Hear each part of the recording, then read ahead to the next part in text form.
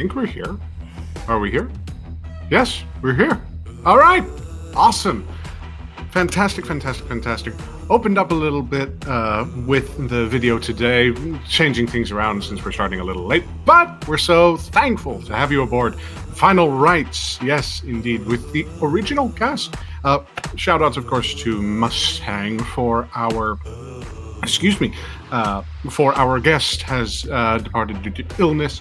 They will hopefully be back sooner rather than later. We wish them well and good health. But my name is Jason Catrone, at Just Jason Please on Twitter and DM of Final Rites. So happy to be here. Before I drone on too much, I should go ahead and throw it to our cast members. Angela. Hi. I am prepared. You did not catch me crunching on a snack. I am Angela. I can be found at darling_gypsum. I'm a role player and a writer and a director here at Nerdsmith, and I like organizing things, even though I don't always do a good job of following through with that organization. I'm passionate about the setup. That's the interesting thing about me. Always good. So glad to have you here after your stint as DM during our little bit of a story hiatus. Lovely time was had by all. Please check out the VODs if you... absolutely loved it, yeah. Check out the VODs if you have not already, if you follow this campaign. Honestly, she did such a marvelous job as we waited around, anxiously anticipating the day that Heavenly returned. Heavenly, so good to have you back, honestly. It's such a pleasure to finally be seated at the table with you once again. Go ahead, tell the fine people who you are, what you're playing, how you doing, stuff like that. Can you hear me?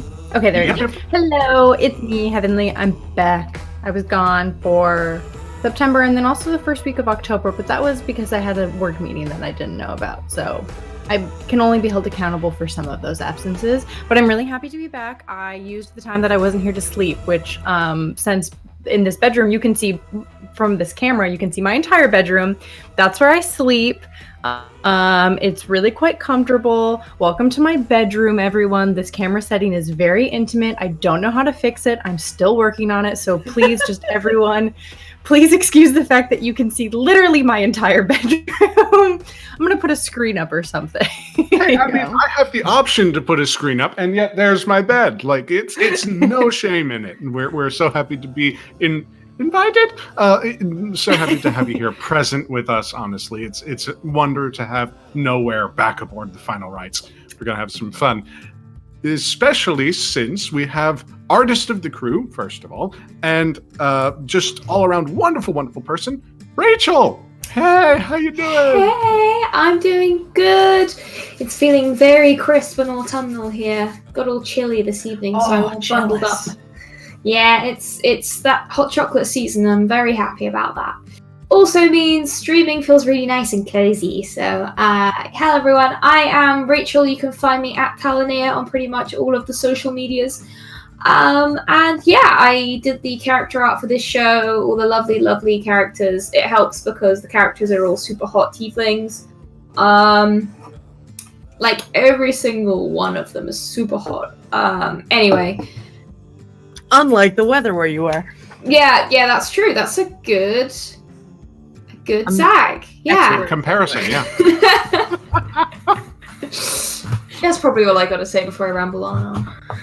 Yeah, well, it's so glad to have you here. So glad to be back. Before we hop into the game, just real quick to give lip service to our lovely sponsors. Of course, we always thank World Anvil for supporting and sponsoring Nerdsmith generally. They're a fine bunch of folks. Janet and Demetrius are some of the finest around, just full of heart and so many wonderful qualities.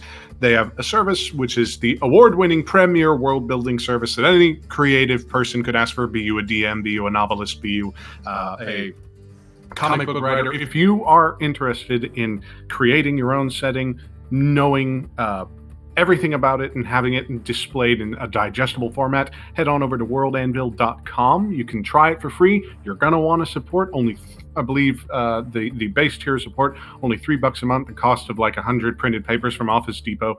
like it really is just a wonderful, wonderful service, and cannot stress enough just how much of a passion project it is. The features that they have are just extraordinary. So yeah, worldanvil.com if you're interested in seeing and hearing a little bit more about that. You also have Die Hard Dice as sponsors of this fine palette of creators that we've garnered over so many months and months. Die Hard Dice, purveyor of fine polyhedrals everywhere, pristinely designed and beautifully crafted. Like, honestly, it's fantastic.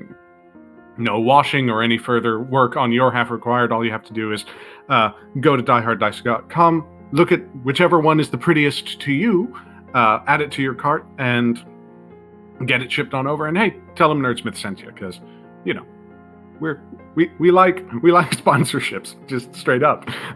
But if you would like to sponsor us directly, you can, subscribe on Twitch if you so desire. If you have an Amazon Prime account, you actually get a free subscription to your favorite creator of choice. Why not support a whole network of creators who are diverse, talented, and so wonderful? We got streams from Plot Hunters to the Chaotic Goodness podcast. Yep. Yes. Shenanigans, which is a stream. Monster Crush as well, which Heavenly is on. And just a whole bunch of other shows and programming that showcases just the amount of time and work that is really put into these endeavors. You can also head on over to nerdsmith.org/support to figure out how best to support us. Well, just as a really quick announcement, as of yesterday, Nerdsmith went live with their Patreon account. So when you go to nerdsmith.org/support, you're going to get kicked to the Patreon instead. Wow. It is just overall a better system for you guys to track when you're supporting and subscribing and stuff. So all of our cool stuff that you can get by becoming a patron over at our Patreon is listed on that page. So instead of being a Nerdsmith supporter, you can be a patron of the Nerdsmith family. That's sort of D&D. Please don't steal our souls. Don't steal. Yeah, no, those It's are not ours. Part of the contract. Yeah. Yeah, no, there are like a couple of perks that you get. I don't think my soul is up for grabs. At least I can't speak for the rest of the crew. That might be at the $20 level. I'm not sure. I'd have to double check. DM souls might be in there. Hang on, I don't know if we didn't talk before going. We'll talk about the fine print later. It's fine. Sure. We'll talk about it later. At the moment, we have a wonderful, wonderful session of Final Rites, the proper campaign, finally coming at you. Hard and fast? That doesn't. I've said it. So fast and loose? That doesn't work either. No, it doesn't. Welcome to the spooky month. Anyway. That'll work. That'll do. Yeah. We thank you so much. Welcome aboard.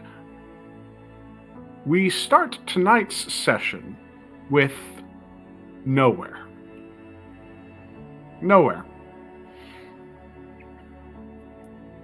The guests that arrived for proper registration and processing have long since gone away. A good portion of them were easy to denote in the ledger. Be they celestial, be they demonic, devilish, be they simply a wandering soul. Their business was easily defined and quite even easier to corroborate between what they claimed and what was present in your notes. There were a few complications, of course, as such things are always wont to happen, especially concerning the arrival of one Kai, a water genasi who was specifically mentioned by name by one of the current residents of the Final Rites, a Triton by the name of Seafoam. Of course, given the notes, it was your duty to notify Seafoam of the arrival of Kai. And though the Final Rites is a neutral institution, it must adhere, of course, to the requests of guests. You went with Raphael Fife, the representative of the final rites, a sort of fix-it man, as it were, who comforted, or at least confirmed the presence of Kai to the Triton, in the presence of Jovi as well. Jovi was present during the proceedings.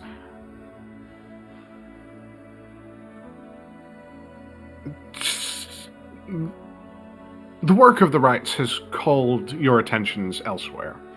Time has passed. A significant amount of time has passed. And the equivalent of evening settles in. You have had a long day, and it is at this point, well, I'd like you to make a constitution check. Oh gosh, does nowhere sleep in.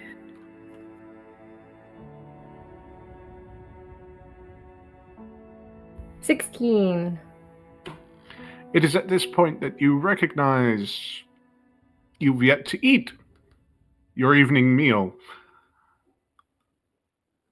And the business of the day has gone on to the auspices of other keepers. It's not your responsibility, not at the moment.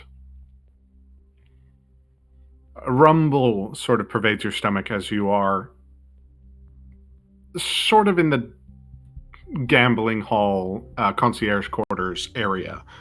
The common deck, as it were. And the hunger strikes you. At the exact same... Oh, go ahead. At the exact same moment, nowhere, Jovi, Jovi and Mercy, do tell. Your Shadar Kai friend, Shaz, had a contract to draft, and so did not fully partake in the revelries of the evening, electing to depart before too long. Mercy, I'm assuming you may not have had the same inclination? Well, I think we're all still at the bar right now. Yeah. Yes, Shaz having graciously refused another drink before departing for his quarters. I just lean into Jovi and say, these followers of the Raven Queen can't really take many drinks, can they? What lightweights? I mean, to be fair, that guy was pretty skinny. Probably wouldn't take that many to have him on the floor. Especially the stuff you make's pretty strong. We'll give him benefit of the doubt and just assume he was all business. That's fair. I guess when you're trying to con souls into joining you, you don't want to be too tipsy. Yeah, I'm not sure it was much of a con. Well, no, not with me, of course. I would see right through that. But I understand that's what they were here to do, largely. Can I get an out of character reminder if, one, do I remember correctly that Mercy made some sort of agreement? Maybe not like a Warlock-esque. She never signed nothing. Okay, it was a verbal. It was a verbal agreement to perhaps allow, please remind me of your friend's name, Kata and Mercy, to perhaps further the interests of the Raven Queen in some capacity, given that Kata was brought aboard the final rites under false assumptions that he erroneously made. And there's kind of a wider conspiracy, which is, shall we say, at play here. That's an excellent point. Jovi, I don't think we told you about the big thing. Oh God, big thing. The big thing. Kayla, we didn't actually tell Jovi about that. that 5 minutes ago or anything, Is typically, that and I've just forgotten. Feels like it's been weeks. I mean, it's always good to double check. I mean, not to tell you how to talk to your friends, but you know. Did you almost say boss? Jovi's not my boss. I am when you're thirsty. That's true. Jovi, can you step away from the bar for like 2 minutes? Jovi glances over and looks to see how busy everything is. Mercy just kind of like leans on the bar like backwards and looks up at her and bats her eyelids and say, "My life is in danger." Oh my. I assume I've been hanging out with them anyway and not actually doing much at the bar, maybe glancing over or stepping over every so often, but I'm not like working the bar full time right now. But how busy is it currently? You know what? Roll a perception check for me. Okay. 22. All right. I haven't played a wise character in so long. Oh, well, that's the stat in wisdom is high. We'll Yes, see if let's the say character that. Let's say the technical wisdom is good. Yes. So, from your vantage point at the bar, you get a clear view down the sort of main thoroughfare of the quarters, especially since you note Nowhere actually kind of standing torn between, what exactly to do. It's sort of like when you catch a coworker who's like trying to decide what to get from a vending machine, but there's no vending machine in sight except for sort of the mental, like what she wants for dinner look. Outside of that, Hamish isn't exactly swamped. He's an old hand when it comes to, being adept at serving a customer's needs. So, although he made a very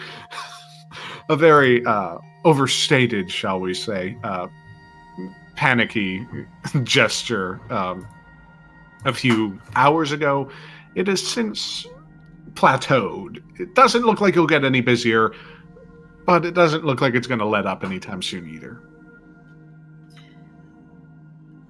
Mercy, how important? How much time do you need? I mean, not that much time.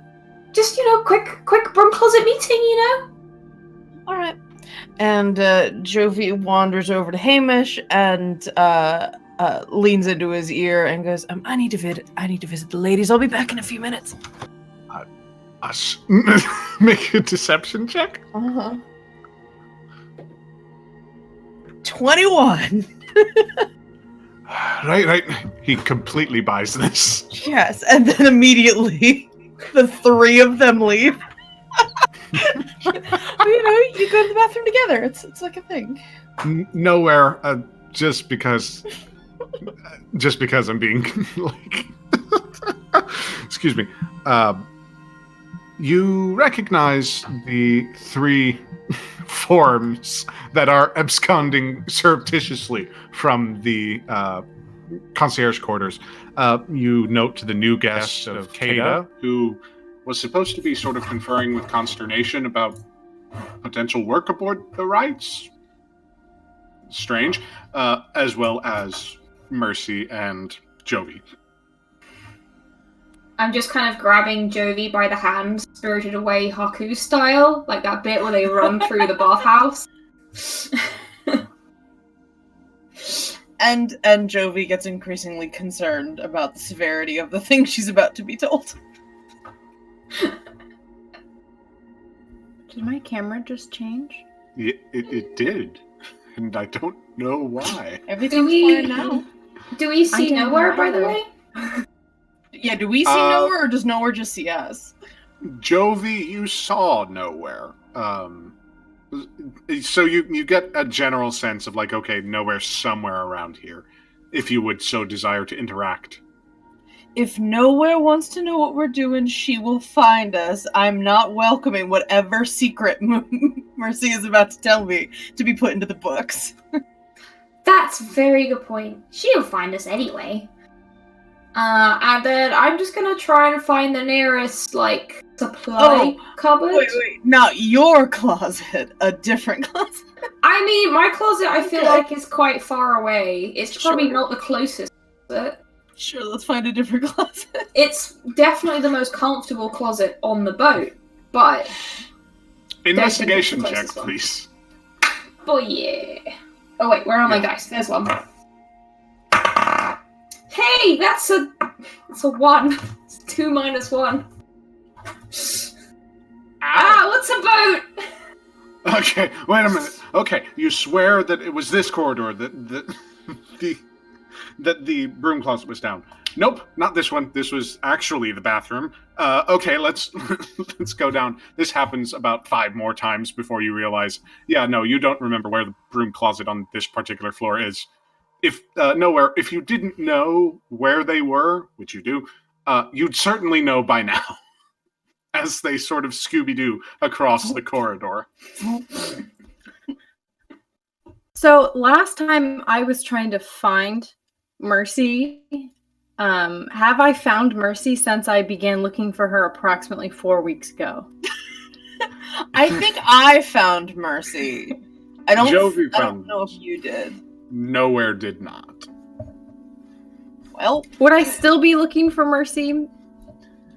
I believe that would be the discretion of Nowhere. I would say if you had pertinent information, or at least a need to sort of confirm certain things with her, yeah, you'd probably still feel. So that hadn't necessarily been taken care of in my absence. No, it had not. Okay. By who? We don't take care of anything. Taken care of. Yes. Yeah. Oh, that's right. I forgot you guys played like a little mini shot game. Yeah. Well, more like us as characters, like who would have taken on that responsibility exactly? Well, if the character's not on the ship anymore, then it doesn't fucking matter. Ah, gotcha. Okay. No, everybody is still on board as far as I know. I'm gonna go after Mercy and Jovi by extension. Guilty by association. Yeah. Well, do I find a closet eventually? Make another investigation check at disadvantage. 2! If I had known you were going to be this insistent, we could have just gone to the pantry. I just want somewhere to talk quietly, but there's people everywhere. There's no privacy on this boat. Yes. Immediately, as you say, there's no privacy on this boat. Nowhere, you are immediately behind Mercy. Yes, well, in this moment, I'm thankful for the lack of privacy because you have managed to eke out every bit of privacy this boat has to have, as I've been looking for you. Most urgently. Well, that's very good because I've been looking for you most urgently. Kata, this is Nowhere. I think you met briefly. I know we can definitely trust her because she's open about the fact that she like me. That's I don't know if that's good. Is that good? The logic sound. We fought dragons. Well, we didn't, but we saw a dragon. Anyway. Nowhere, to do something quiet we can talk. It's really, really important. Yes, we could take to my quarters. Your quarters? We actually get to see inside your room. I have never seen your room. I wanted to know your room like. I think it's fairly standard, but yes, we can go to my room and we can then talk in private away from any prying eyes or listening ears. Okay. We should do that. We should go because how long before we get to this? Internal clock says about 5 or 6 days. 5 or 6 days. Okay, good. That's pretty good. Okay, I'll lead on. I guess I've been getting lost for about 10. Okay, I will take everyone to my my bedroom. Inquiring minds room. are dying to know. We just immediately just look around the room. Yeah, Chovy and Mercy are both just like... There is a essential oil fog machine that's just... like a diffuser, but it also, like, but not it's a just... fog machine. Yeah, what kind of scent are we dealing with here? Lavender for calming. Gotcha. Nice, very pleasant, very pleasant. Maybe a little bit of sodium pentothal in there. Kata Okay. immediately pulls over his scarf, like, over his nose and mouth, like... Oh yeah, you don't do so well with humidity, do you? Sorry about that. Okay. I wouldn't say humid in here. It's a good temperature for skin moisture. But he's literally a fire boy. He doesn't have skin moisture. That was the worst way to put it. That's the worst sentence that's been said on this show. I'm sorry. Several. Would it suit you if I turned off my essential oil diffuser? Does it bother your senses? Actually, that's an excellent point. If it's oil, is it like flammable? Is it in the air? Don't test it, please. It is not flammable. Okay, I'm really sorry. Commonly mixed with water vapor, if I'm not mistaken, right? Yeah, it's not flammable. Okay, well, I'm getting totally sidetracked, so I'm really sorry about that. But I just found out that I think my great grandparent, whichever one, I don't know, or does it even that with? I don't know. Anyway, my OG devil ancestor kind of wants to bring all of his progeny to him in hell so he can devour them so they don't grow in power, I think. Well, that wasn't exactly that was based off of supposition and kind of spitballing, given that I don't know whether Anyway, that's why I'm here. Someone stuck me with all the final rites so they could ferry me to hell and eat me. Yes, you are one of the progeny, so you would be one of those which would be devoured. Do you mind if we just take a moment for me to live in this fantasy world for a second?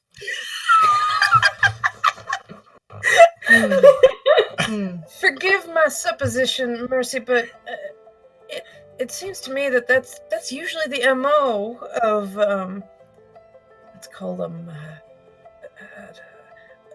monsters. Yeah, but not monsters you're related to. That's just rude. Oh dear, this poor sweet child. Especially the monsters you're related to. Yeah. Okay, fine. Fine. There was a plane of existence I traveled to where there was actually this myth where a father just straight up ate some of his kids because. Okay, Katie, you don't help me. He stops talking and goes to a light simmer on top of his head. So, if I may just ask a question. They sent you here to the final rites. Yeah, well, more accurately, apparently it was tricked me. That was, I think I mentioned in the past, there was this creepy looking white tiefling with these bone horns, and they're the ones that made me poof here in the first place. So... And they're dead now, so... Yeah, you killed them. But we could have got answers, so that maybe wasn't totally the best thing. But... Well, I thought I had all the answers, and then I got here, and things became way more complicated. I thought it was as they normally do. I'm so sorry to say, dear. But if I work out who Granddad Devil is, then I'll know how to kill him, right? Well, there's only so many of them, right? And then I absorb all the power. No, that's how... Jovi just has a little cocked head expression at that, Do you believe that any of your relatives are aboard the final rites in addition?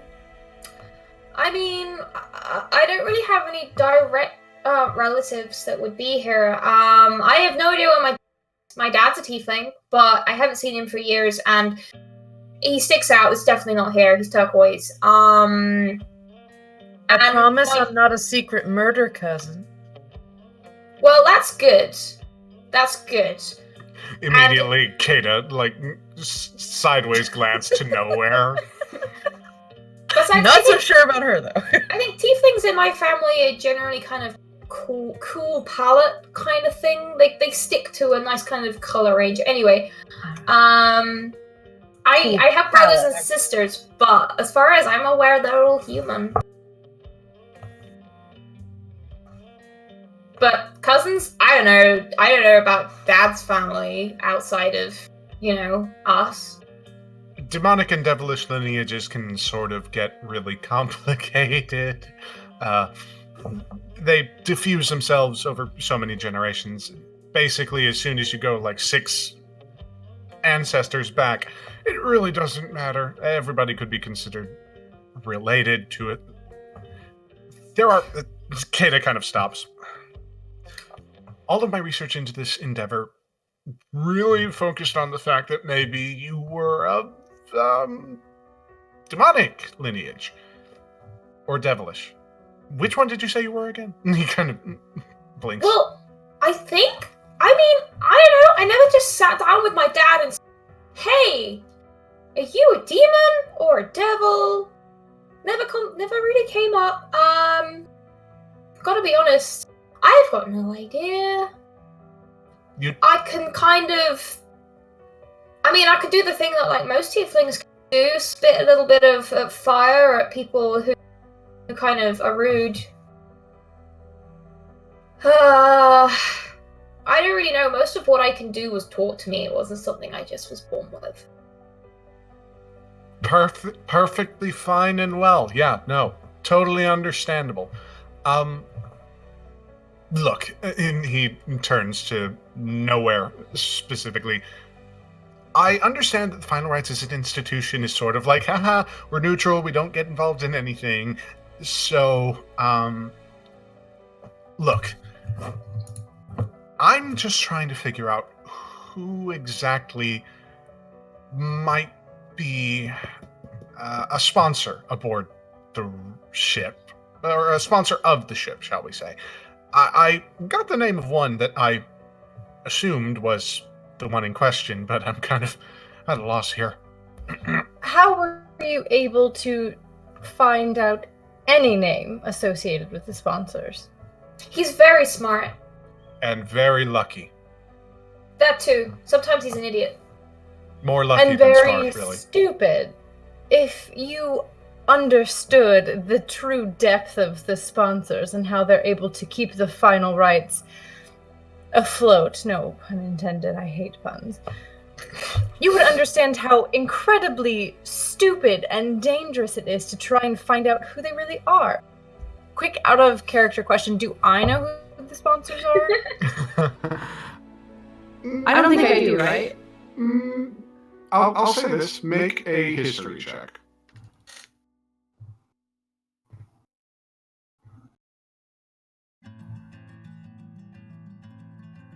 $25. Wow, okay. Thanks, son. In your years serving aboard the Final Rites, there have been many forays into the city of Dis. Josephine Naminé, the quartermaster, your boss, has never made specific mention of the sponsors in terms of giving names or general descriptions. Consider them to be investors of a sort.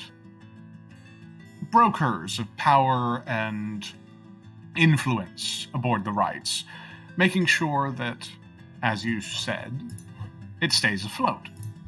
They are demonic and devilish in lineage, and immensely powerful. The only one to deal with the sponsors directly, although their names might be known and perhaps their affiliations might be suspected, is Captain Cervantes. The wonderfully accommodating Captain Cervantes.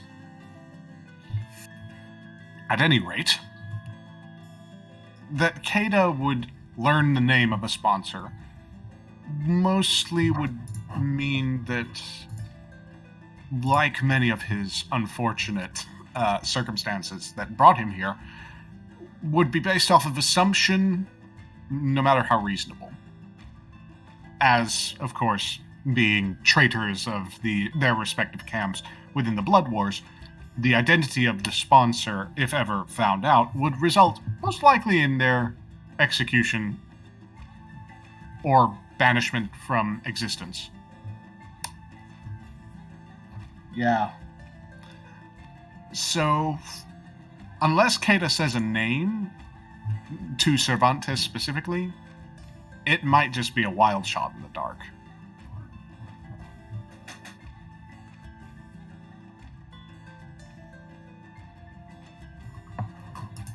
All right. And if I may ask one step further along your involvement with Mercy, how did you find out about this plot for her great whoever to devour her? Boneheaded tiefling that, well, not a boneheaded, boneheaded, That's but probably arguable.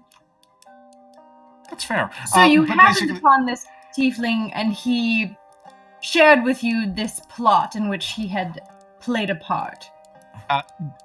They had sort of indicated to me that the reason they sent Mercy aboard the final rites was because one of the sponsors, whose name I actually don't know, can't reasonably assume, was wanting to have her in,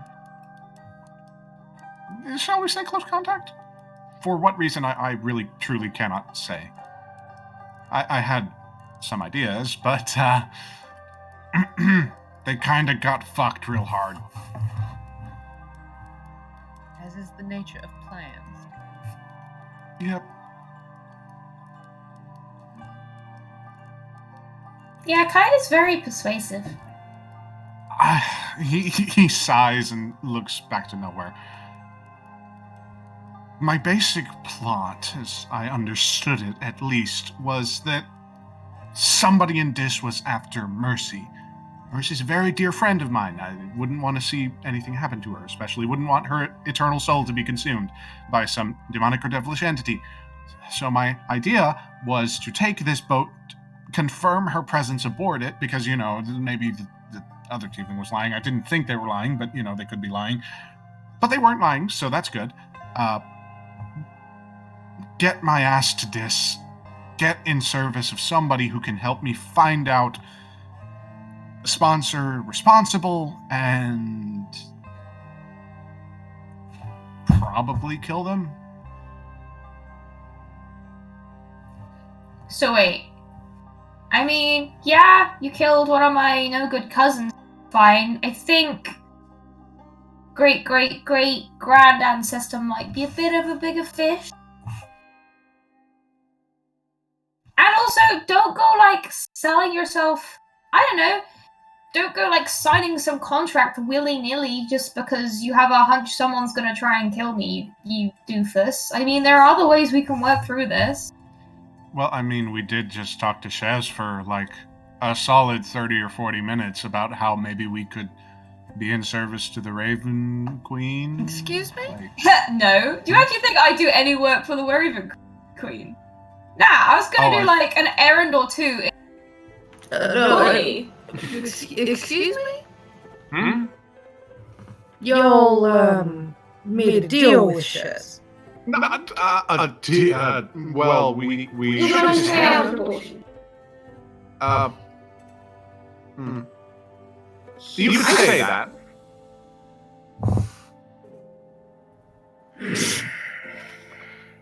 I said I'd do some measly errands for lots of money. No Raven Queen involved. Money is the agreement. Well, money, support, kind of like celebrity status or something. I can't remember. Either way, I was not Mercy. And Jovi walks up to Mercy and puts hands on Mercy's shoulders. I need you to do me a favor and be the most uncharacteristically careful you can be when it comes to dealing with Shaz and his queen. Well, from the sounds of it, my soul is down So Well, when you get possession of it again, please be careful with it. yeah, I'll get it. When I get it back, it's You even went, more careless. You went one silent. more time? You went quiet for a while. Oh, well, as far as I see it, at the moment, I can be even more careless with my soul because at the moment someone else has interest in it. That's not how that works. That's not how that works. That really, Pats Mercy on the face. That's really not how that works. like, not at all. Like, the whole reason I came here was so that we could maybe save your soul, or I don't. Well, kind of went white knight and didn't really think about the repercussions, huh? You see him actually at this point, kind of like scratch at his hair. Given that it's just fire, it's kind of weird to see, but at this point, nowhere. I'd like you to, or actually, no, I'd like everybody to roll a perception check. Got it. Oh my god, I'm not rolling this dice anymore. 7. 23. 11. As these proceedings are going along, nowhere, Mercy, you notice nothing amiss. Jovi, at the door, you swear you hear sort of like... It's faint, and it probably is nothing, but you swear you hear somebody sort of press their ear against it. It's very, very faint and probably nothing, but you never know. Yeah. All this talk of deals and secret demon granddaddies trying to consume people's souls. Yeah, I'm not letting that lie. During this conversation, Jovi's gonna slowly, casually step over the door, and also put her ear to the door. You listen to me while I listen to you. Haha! Go ahead and... Are you doing so surreptitiously, like in the hopes that whoever's... Okay. Yeah. That's a stealth check? 18. 18. Okay. For kindness, I suppose. Oh, thank you. You are able to do so without any issue, and as you inch closer to the door and sort of press your ear against it, you do note a very light sort of breath that falls upon the door as this person is listening. Jovi steps back and swings the door. As you swing the door wide, there is an incubus who stands there, a little bit, shall we say, shocked. He stumbles back and clears his throat, eyes wide, and sort of... Oh, hello there, dear. Do I recognize this person? Even vaguely, like, it's someone in the crew? Definitely someone in the crew. Okay. Or at least given the appearance of someone in the crew. Sure. And he bears the sort of accoutrement of a crew member. I'm so Can sorry. I I didn't mean to startle you. Yeah, simply patrolling the perimeter, as it were. Well, thank you so much for keeping us so safe. I feel more secure already. Absolutely. I did want to confirm that Keeper of the Ledger Nowhere is within this residence. If the incubus moves at any point to like peer in, she will like step a little bit, like lean a little bit in front of him. I was on orders of Bahazet to deliver a message.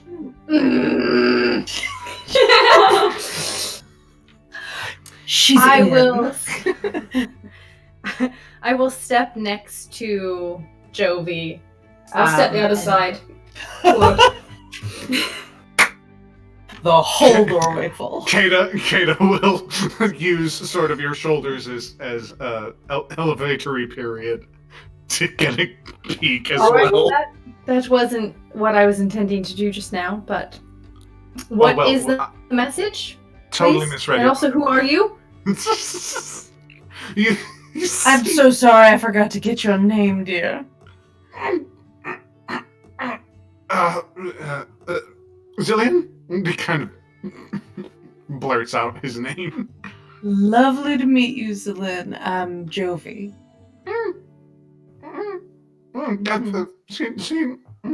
Hey, mistress.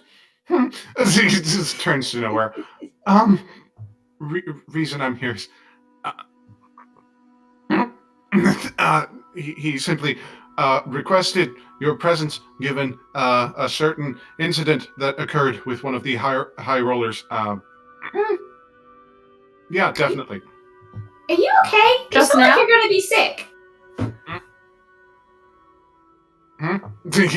He like did not register your question at all, and he turns back to nowhere. Not just now. Well, it was just reported now, but All right. Where is Bahazet? gambling hall. Last I saw. Great. I will be there shortly. You may now leave. Absolutely. You may now leave.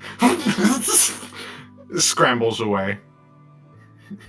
I turn back to the party that is in the door. With what movement do you turn? I It's a little will. harder when you imagine we will have horns. Oh god, actually I I'm don't going like to go see what all of this is about. I think perhaps it would be best, Mercy, if you were to, and I want you to know before I say this how much it pains me and how much I know I'm going to regret this, but you may stay here in my quarters. I think they will be much safer than the closet you occupy somewhere in the bowels of the ship. However, I do ask that you not leave this room unaccompanied, and your friend, unfortunately, does not count as company because I don't know him. Did you just saddle me with being a...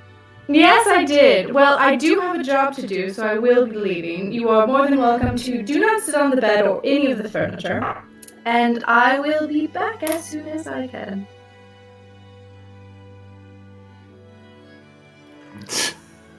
Alright. Ta. I just watch as she leaves. Close the And door. the moment she's out of eyesight or earshot, I'm like, so Jovi, do you want to sneak out? Jovi's already walking towards the bed. At that moment, I'm like, hold on. These sheets are just like the ones that into my closet. Wait a minute. Yeah, They even smell the same. make a general intelligence check. Come on, Mercy, put two and two together. Come on. 12? Oh, wait a minute. And you sort of look over to this, like, manhole cover size, like, hole in the wall, which you know must redirect somewhere. Oh, you're not in a broom closet, you're in a laundry closet. And she can be taught. I just look at Jovi and, like, cat's eyes, they just go very round. Like, she just had catnip and says, that tunnel goes all the way to the bottom of the ship. It's like a secret passageway! I can sneak into nowhere whenever I want! Jovi T-poses and falls back on the bed. It's super comfortable. I would expect no less. It's stuffed with one hair plucked from an angel's wings. One hair, like one feather per angel. So it's not like a full set of wings. It's like 1,000 angel wings. Yeah, the keepers are kept in absurdly, like, absurdly comfortable and plush rooms, like a step above the higher ups. I'm just gonna start testing all of your perfumes. I have Oh, a lot no. of perfumes. Oh no, the hair mask! Kata, Yeah, I have like a little station that has all of my stuff that are Hey, shelved. Kata, come here. Kata, here. no, whenever Kata, you come here. that's usually something really Hey, bad. Make a persuasion check. Okay, that's a 17. Wow. All right, yeah, no, this soul's on the line. Probably the last bit of fun. What's up? I just take Steps a over. perfume bottle and squirt it in his hair and see what color it goes. A lovely green. Okay, next awesome. one. I just start like spraying his hair with everything. The smell at first is pleasant. It is sort of like a balsam and kind of like pine, like very wintry tones. It immediately clashes with a very tropical citrus flavor, odor, which then gets further complicated and further complicated. It's like by by order of variance, these scents range and continue to range. Kata, I don't think I ever actually asked because I've never watched you like. I say wash your hair, but instead of conditioner, do you just like pour flammable material onto it? Through like he has now wrapped his scarf around like 3 times to try and stifle the assault on his senses. Fire genasi hair doesn't really work like that. I mean, the natural oils are actually burnt off because, well, duh. He kind of I mean, flares that's his hair. fair. Although I've got to say that lilac looks on you. Yeah. Thank you. He kind of. And then I go find something else to mess with. From the bed, staring up at the ceiling, just like sunk into the blanket. Kata, is your head hot to the touch? Like, would it burn someone to touch it? Okay. Counter question. Why? I'm curious. It seems like real flame, and I wasn't sure if that was accurate. I really thought you were going to ask the dirty question, Jody. Like, I was really expecting that one. It is far too early in the morning. I don't know what time it is, but whatever it is, it's far too early in the morning. Probably. What? Kanan just kind of blurts out as we move from this very chaotic scene. I don't know what you're talking about, Jason. It's very relaxed right now. Very relaxed. And soft and cushy with the individual hairs from angel wings. Yeah. Over to nowhere. As you have continued along the excuse me, what is it called? Attendant? Bellboy? I don't know. The guard that was patrolling the area has gone away from you, and indeed, as you make your way toward the gambling hall, Bahazet is in full form, or at least as much as he can be, given the time of night.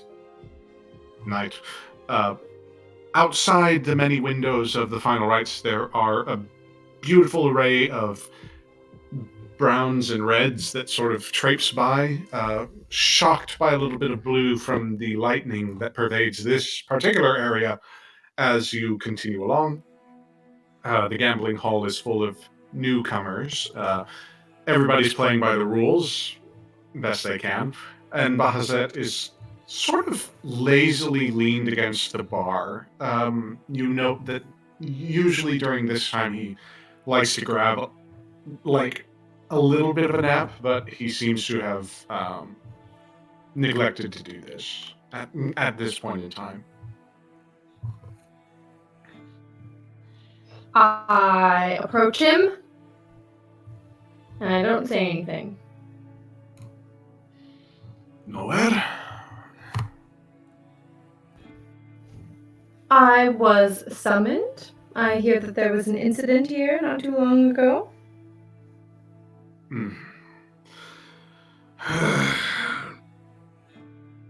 He kind of stops. By who?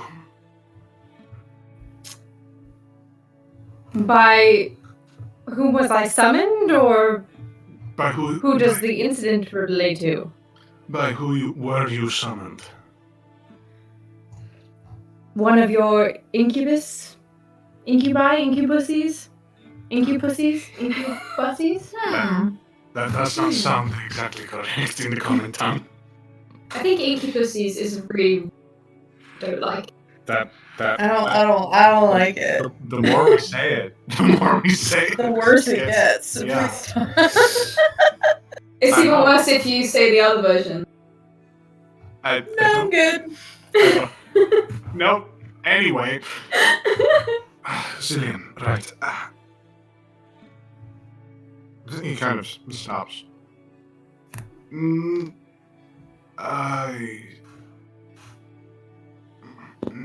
No. What is wrong with him? Can I make Insight check?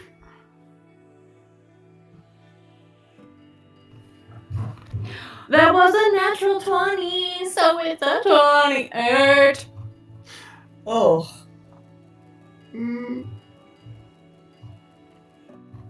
Bazad is, you must frustratingly admit, an attentive individual in most matters. There's a reason why he's been keeper of the hull for so long. And as you sort of relate that you were... Excuse me, you were bidden to meet with him by Zillion, he kind of pauses.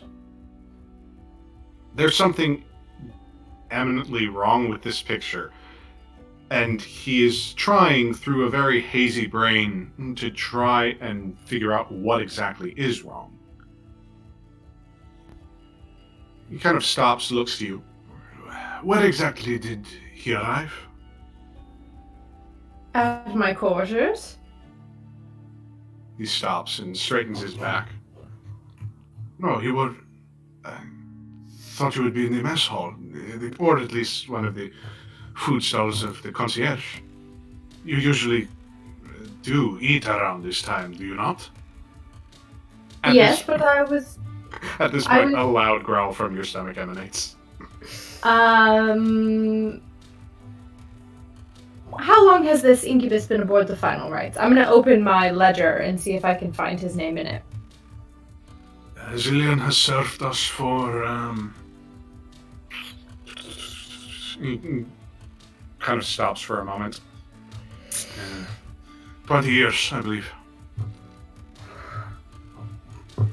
20 years by the common time.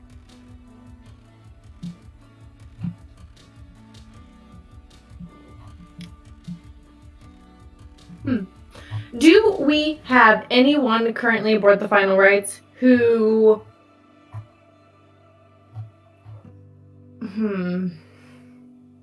How do I ask this question? I guess I wouldn't know because it would be like a magical ability I wouldn't have. In English, slowly. What you got? Excuse me, I believe it's common. In common, slowly.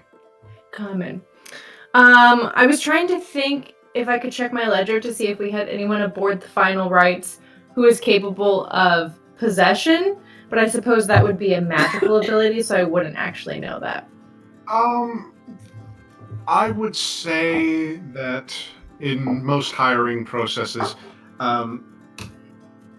possession is not amidst the skills, that are allowed amidst the crew. The reason incubi and succubi are most commonly used, one is because of their infernal association, and two because of their general appeal to a wide audience, given the nature of their sort of fiendish influence, and three because they're kind of predictable.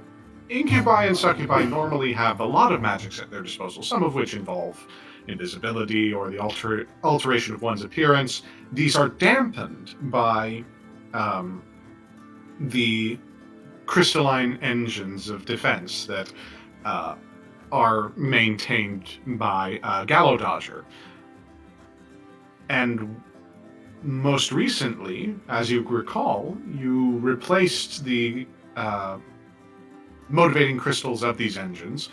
So there shouldn't be anybody aboard the ship who would deal in possession. Unless...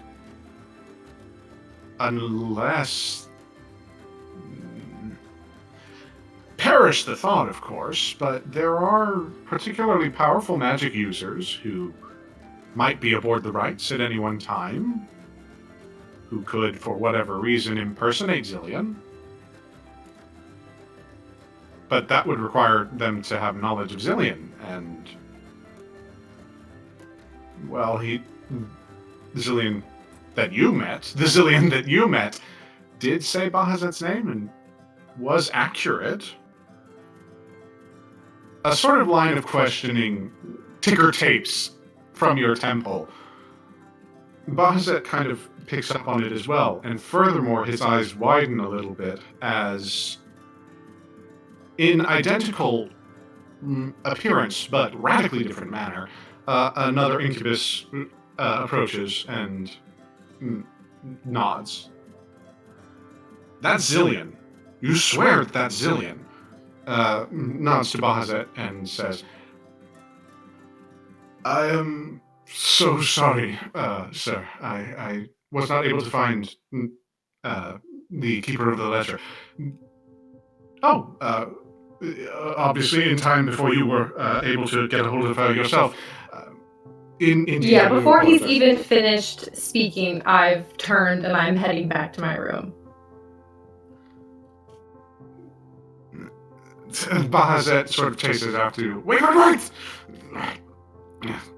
You stay here and do not move a foot from this position or I will cut them both off!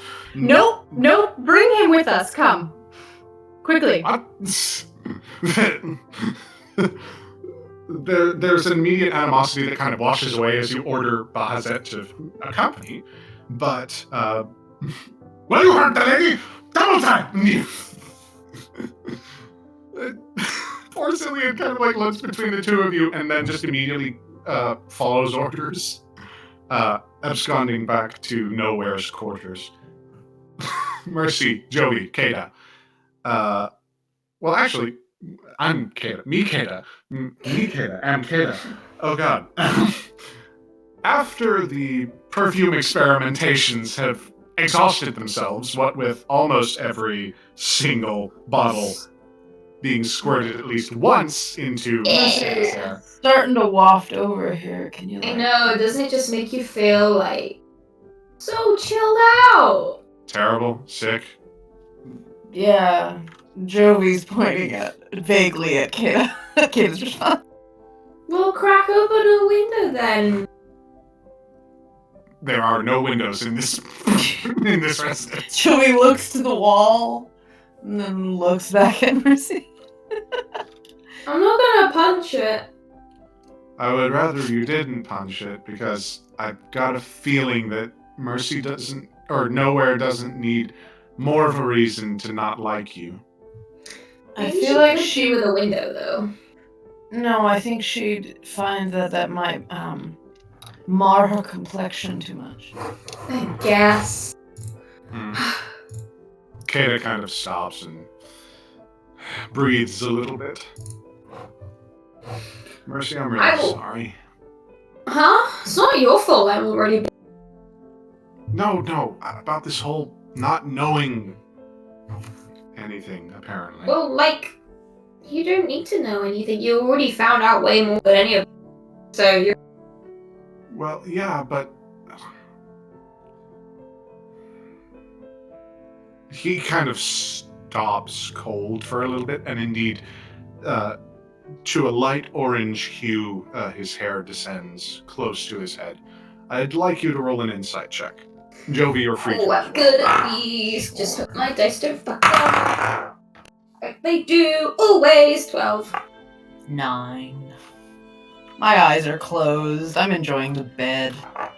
Yeah, that's kind of the mood that you get. Mercy, on the other hand,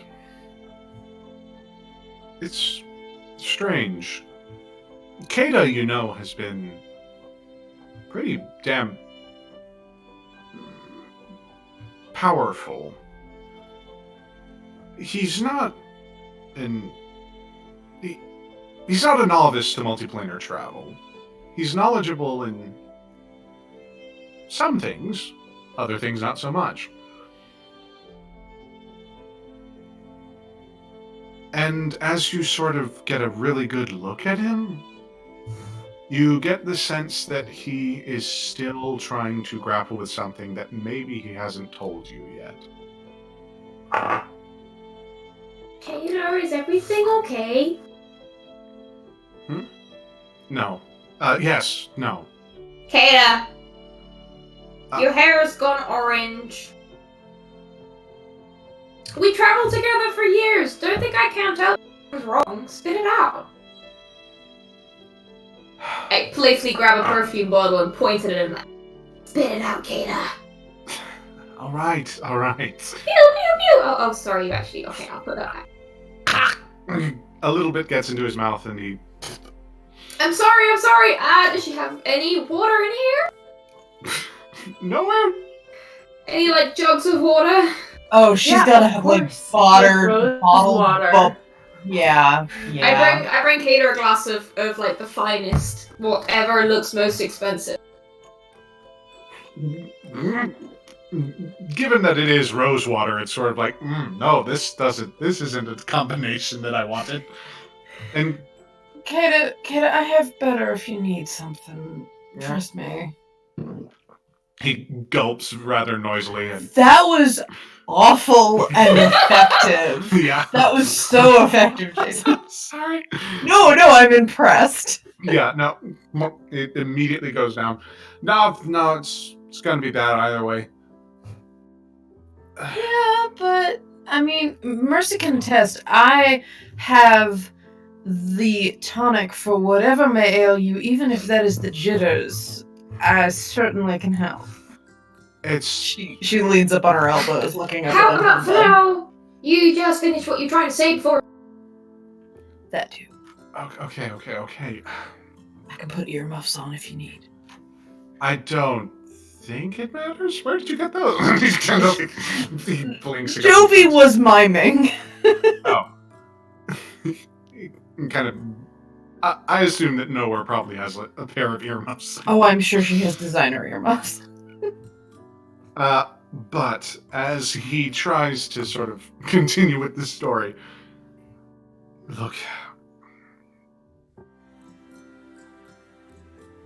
I did a lot of research while you were gone. A lot of blind stabs in the dark.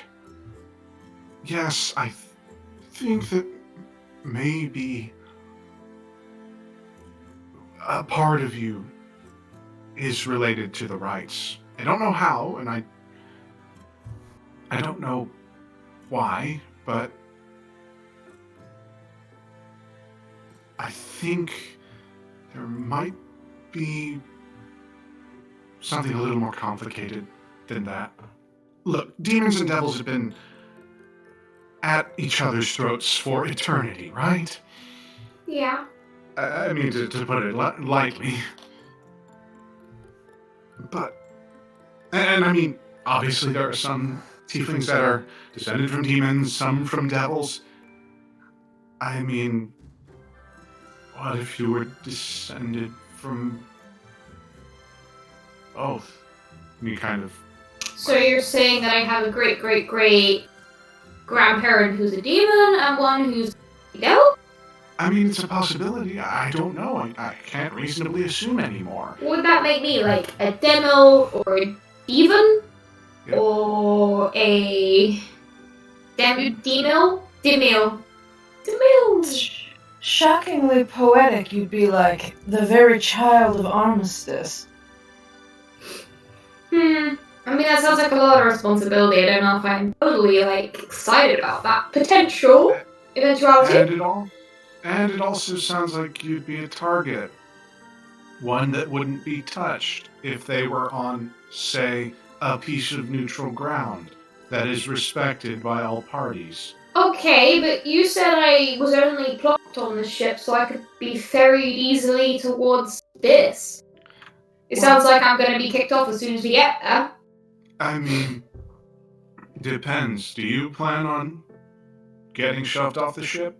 Well, not by choice, but I mean, I assumed that as soon as we got there, I'd be, I don't know, lassoed or drugged or, I don't know, some other way. I don't know, maybe the magical ledger. Suddenly my name won't be on it anymore and I'll get kicked off. Jovi scoots up on the bed and sits up, suddenly very acutely concerned with this conversation.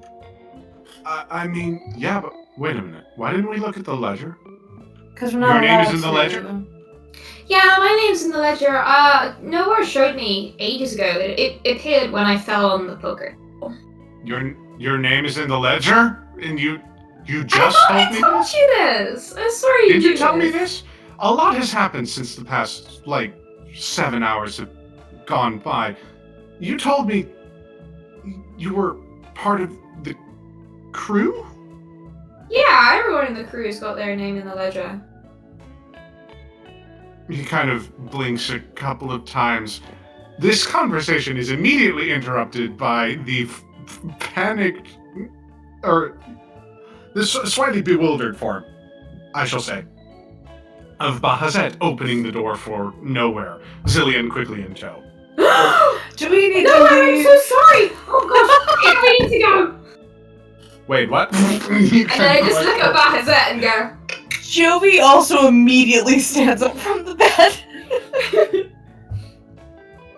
No. No one will be going anywhere because things have just taken a turn for the interesting. And you all know me. When I say interesting, I mean horrible. Something horrible has happened. It's quite fascinating. Jovi, do tell. And she sits back on the bed thinking, maybe this is my chance to get away with this. I try and stand as far away from the perfume boiler as I can. Just a slow nowhere. scoot. Mm-hmm. Nowhere make a perception check as Bahazet sort of pushes Zillion in. Zillion kind of... 11. Perfume just seems to be okay. I mean, you think maybe a couple of bottles have been switched, but that could have just been the time of day that you were trying to... Anyway, you do not notice anything amiss as Zillion ekes in and Bahazet slams the door shut. Do we notice anything about this Zillion? Or does Yeah, it I'm just gonna Zillion say, stuff like, as right soon now? as he kind of comes in, I'll say, Zillion, would you kindly introduce yourself to 3 faces I'm sure you're very familiar with? Pardon? And he kind of, his eyes widen a little bit and look to the 3 faces. I just wave and go, "Hey, Snoopy." Hello again. What? Glad to see someone knocked this time. Or at least had permission to come in. I've not seen, I was ordered. I'm sorry, there must have been some sort of mistake. Jovi looks at nowhere. Like, Mercy looks at nowhere. what? Kata looks at nowhere. Where does nowhere look? I look at myself. I pull out a hand mirror. No. When I was able to make it to the gambling hall, I was informed that our friend here was unable to find me when he was sent to the mess. Not to the hallway here. Wait, so what? So someone dragged you away from here just so you be here? But it's not like anyone's tried to assassinate us or anything. Well, that could be due to timing, it could be due to a lack of planning, but regardless, someone impersonated a messenger who asked me to leave, the 3 of you unattended. Someone who was able to understand the hierarchy of the final rites, knew that it would be Bahazet's name that would call me away, and which duties I would feel honor-bound to perform. But someone who wasn't quite able to get down the mannerisms. You see, Bahazet is not a reserved figure, so when he actually slumps against the wall, arms crossed and fuming, it's a little disconcerting. Zillion at this point is very much familiar with this this particular look, and immediately sort of straightens out. What you're suggesting would be tantamount to infiltration, that someone would, for whatever reason, impersonate? I mean, I thought we only got infiltrated like a week ago. Why are we really surprised? Well, no, this is... Well, Mercy, perhaps because very few people know that we were infiltrated a week ago because we worked very hard to keep it a secret. And perhaps it isn't something that everyone knows about. I think everyone saw them poof out of the gambling hall.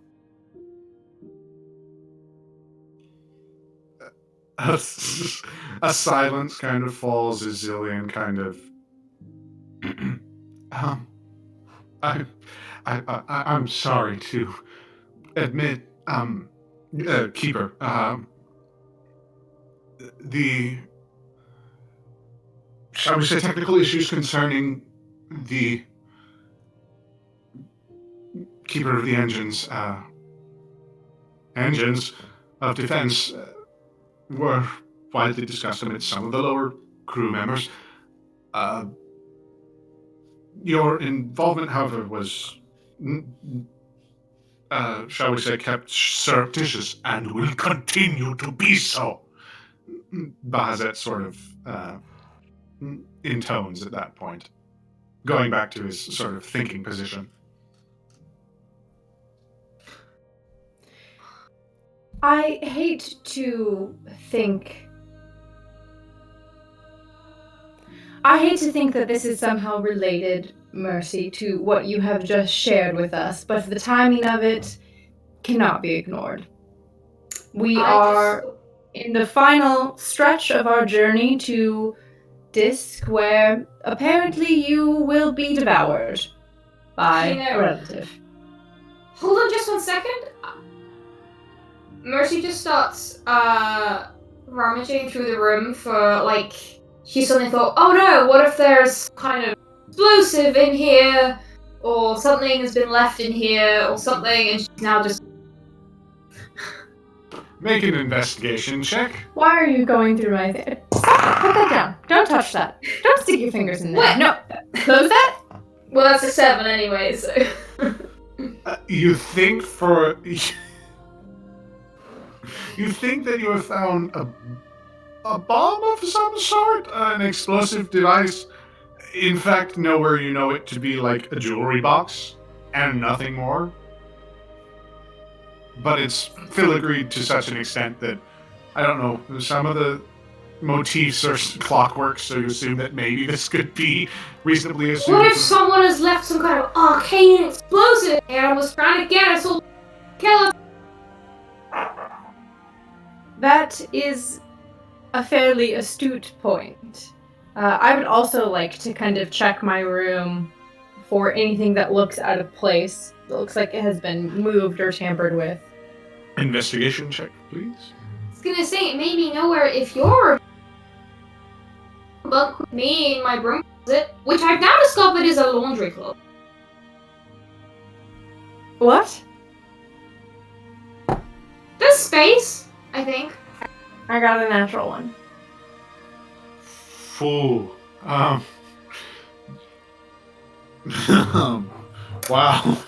Unfortunately, as you sort of look around, Mercy's preliminary kind of traipsing has disturbed so much that your attentions now lie scattered.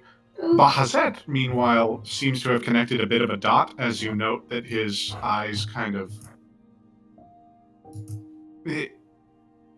His nostrils flare, his eyes widen a little bit, and he stills himself for a moment before opening once again.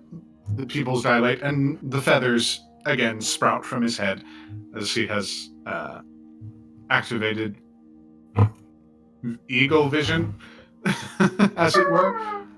And indeed, he sort of casts eyes around, noting no particularly particularly hidden things, but he does look to you nowhere and kind of stops himself, stills himself for a moment, and collects his thoughts.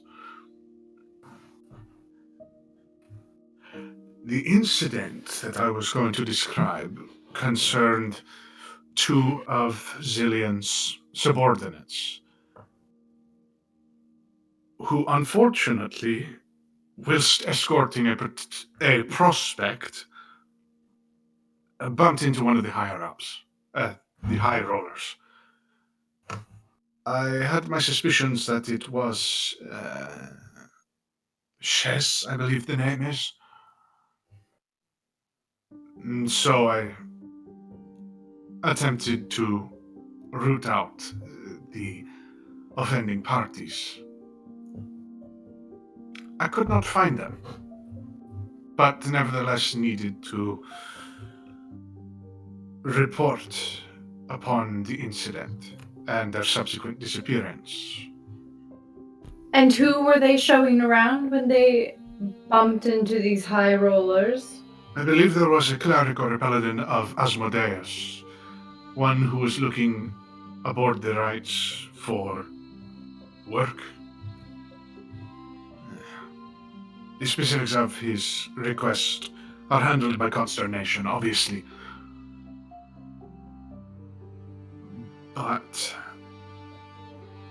if we have two missing subordinates, Zillion? The mention of his name, puts a rod in his spine, and he immediately turns to Bahazet.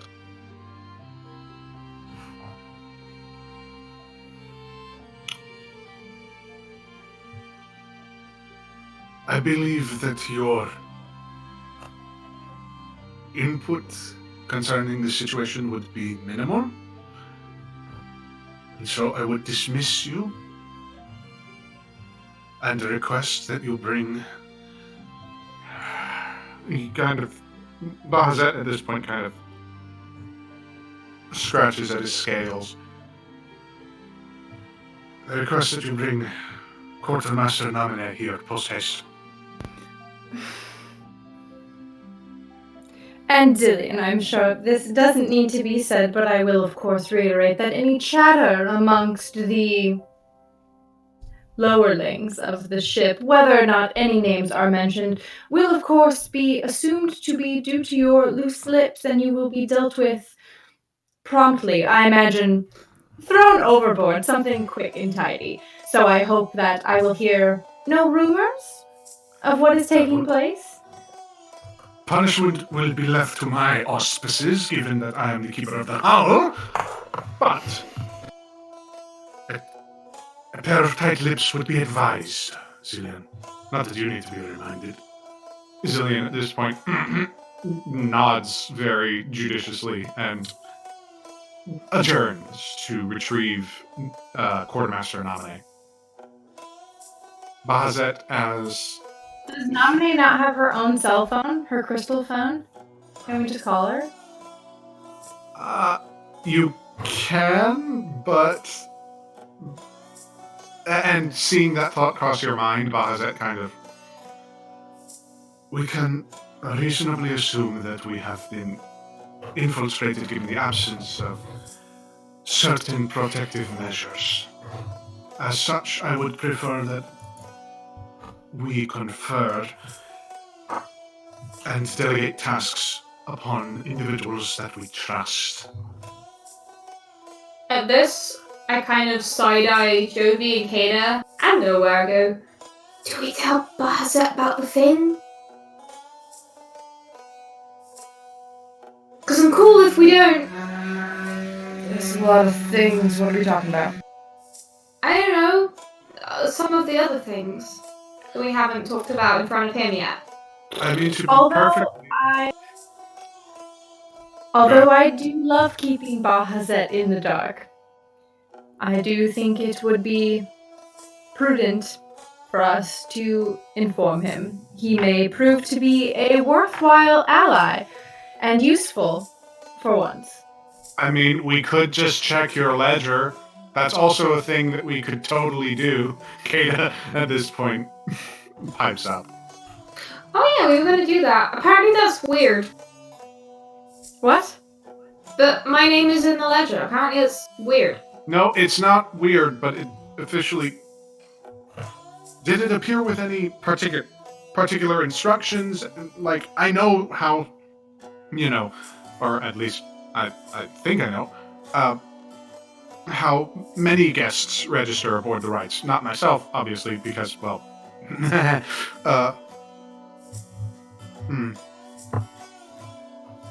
I'm confused. How do you know of the intimate workings of the ledger, and why must you know the details of Mercy's name? Everyone who steps aboard the final rites is entered into the ledger. I find that difficult to be worried about.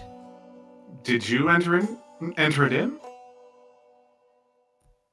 No, her name took the place of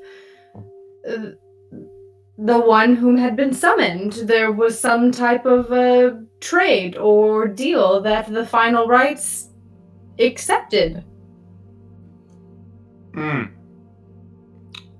Wonder why. He kind of looks over to Mercy very, very, very suspiciously. Bahazet at this point is very, very occupied with another bit of business, and so turns to nowhere.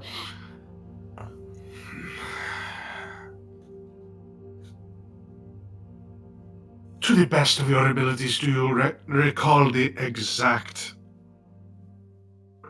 manner of the individual that you saw?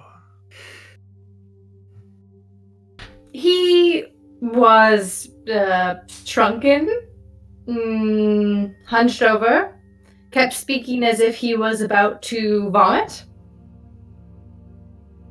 Had difficulty forming words. Is there anything else I'm leaving out?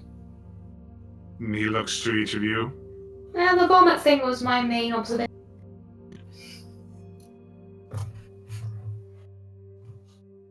I mean, Though he didn't knock. Jovi opened the door and found him there. He was snooping. I heard him before I saw him. He was listening in, I think, at the door.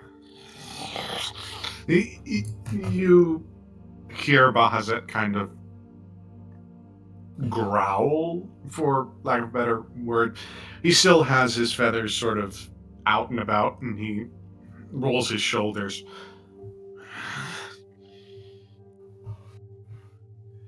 Skilled in illusions. A poor practitioner, though. Or at least just not very stealthy. Or convincing. You. Apologies. And he kind of stills himself and breathes very lightly. Looking to you, Jovi, he smiles. As the one who first saw him, did you note any particular, shall we say, accoutrement upon his person that may have been of a magical nature? Jovi thinks back to what she saw. Nothing out of the ordinary, no. No, I was more concerned with the fact that we had a snoop rather than whether or not the snoop was actually the snoop we thought it was. Yeah, they know sensitive information now. Can I have leave to find and squish him? Please, Bahazet? Oh, now you want to start working. Yeah, because it directly applies to me now.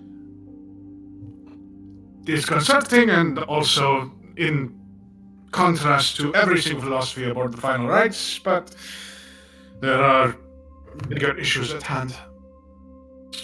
The individual that we are dealing with is skilled in illusions, perhaps. So much so that they've perhaps been able to, without the help of any dampening device, cast disguise self or some other obfuscating magics within our quarters. Out of curiosity, Jason, Jovi, sitting on the bed, Jovi tries to use her once per long rest disguise self that she has as a tiefling and try to look like Mercy. I'm Okay. curious. And she actually is like, I've just been told we can't do that, but I don't know what happens if I try. Sure. She probably should have asked verbally first, but oh well. Make a wisdom saving throw. Great. 21. Okay.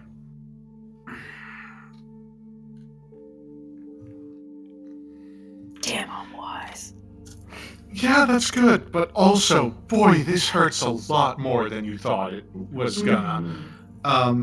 Indeed, as you try to disguise your physical form, there's a resistance there that is eminently painful. Almost, it's actually almost impossible for you not to vocalize how much discomfort and disquiet this causes.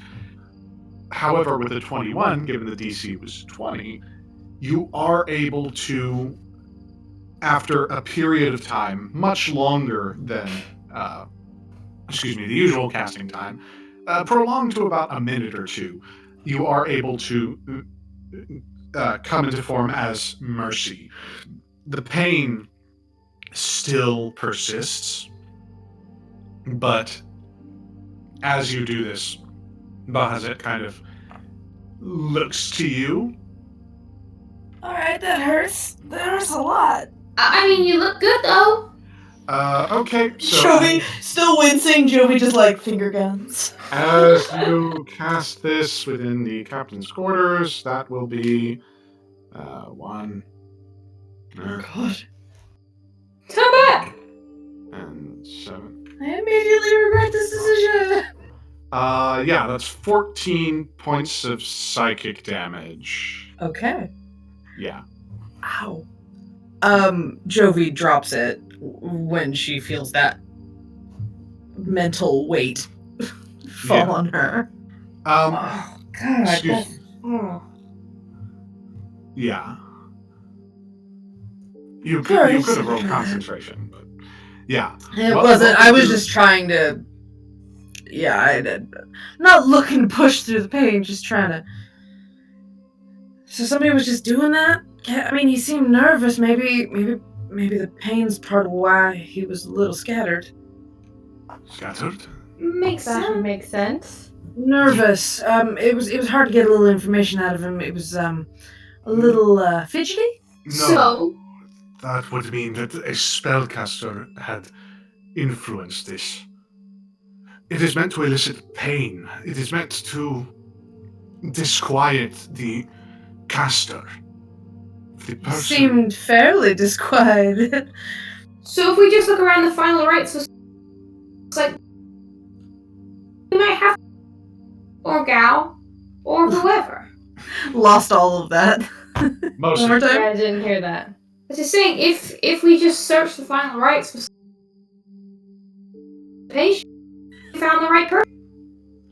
I feel like sometimes when we say we can't hear you, and then you just do that on purpose. But I know you're not. It's okay. It's okay. So, Bahazet, immediately the gears start turning in Bahazet's head. It's like, there's a potentiality, yes, but we must inform Nominee. The situation has escalated. There are several practices of illusions and the like. This might be simply some form of... No, he kind of... It kind of stops. What about, I mean, creatures who can do it innately, like doppel or other. Even then, if they were to do this, the natural unnatural defenses of the final rites would cause immense pain to these individuals. Okay. Well, are we sure we can trust? We don't know who's in on this, just saying.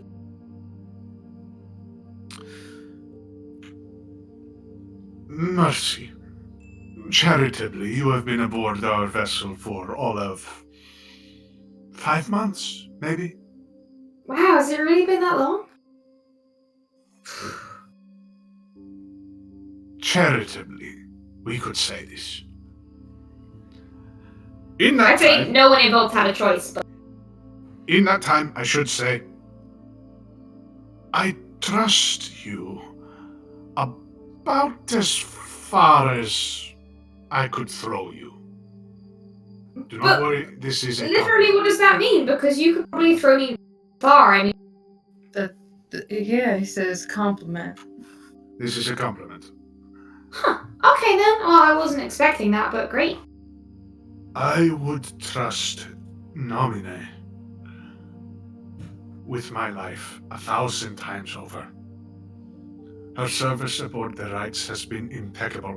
She has adhered to our tenets, to the letter. Do you think she would know if there's ever been a kid of both a demon and a devil? What? It's just kind of like, huh? Esoteric conversation, Bahazet. Yeah, totally.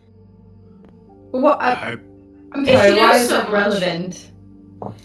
Nothing. It's not. It's conjecture. I would like to insight that if I can. that would be a deception check from Both of us, from probably. both of you, yeah, actually. Or actually, no, from Mercy with advantage. Because Oh, Jovi is helping. Darn it. where's my deception? Oh, I got a dirty 20. Same here, so I gave you my dirty 20. You did. I also got a dirty 20. Oh no, if it beats, it beats. Oh, damn it. So, yeah, there's an element by which this might just be pure conjecture. But as you really look at Mercy, it's sort of like... This is Twitch.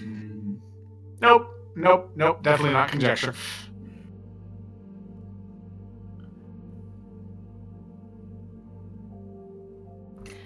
Like it or not, Mercy, this does all seem to have something to do with you.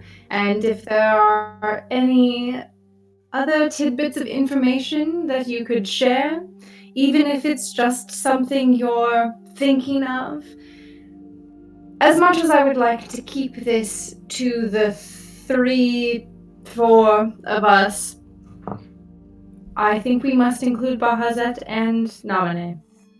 Okay, fine, but not Zillion, right? No offense, Zillion, but I He's didn't. gone. Oh, okay. He fucked off a while ago. You went to go get nominate? Is Yeah. that what happened? Ah. Okay, sure. We'll tell Nominate. That's probably fine. Probably fine. Well, you haven't even told me, so I guess we better wait until she gets here. The quartermaster does not like to be disturbed. Not that I like to be disturbed either, but... Well, all I'm saying is, if what we're worried about is actually graded from a laundry cupboard. You're still sleeping that... Yeah, no one ever gave me a cabin. And apparently now it's been 5 months. Now I'm starting to sound like Jovi. Excuse me. No, you don't. The door opens very gently as Zillion allows Quartermaster Josephine Namine to step in. She is impeccable and unflappable, indeed, as she enters and is not perturbed in the slightest by any of your presences. She is... Excuse me, just so I can get everything in order in terms of her looks. Yes. Broad of shoulder and strong of head. The finery that she drapes herself in betrays the strict rules she maintains with her keepers, though you can never say she is not fair. A steely sort of,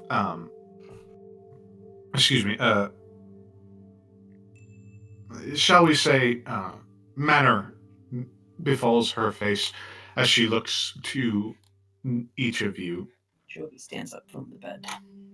She bows her head to Zillion, who immediately adjourns. Nowhere? Quartermaster, it's nice to see you. Bahazet? An honor, Namine. And a shame that we should bring you here under such circumstances. I do not believe I have been introduced. And she looks over to Joey and Mercy. And Kata, who is like shrinking behind Mercy at this point. This looks like I have a halo. Yeah. Awesome. Backlighting, very important. Jovi, I work out in the concierge over near the gambling halls. Hamish's bar? Ah, I was about to say, under the auspices of Hamish Crestmeyer. Yes, ma'am. A fine individual. So wonderful to have his presence aboard the Rites. And though we have not been introduced, I was made aware of your particular situation. Apologies for the delay in proper administrative work concerning your quarters. Whisper, however, advocated that you stay within close proximity of the jails. Not as a, shall we say, presuppository, presuppository? As a preparatory measure. Wow, that was word, Jason, that wasn't the word, character. Yeah, no, that was me. Anyway. We forgive you. As a preparatory measure. Merely because he enjoyed your company.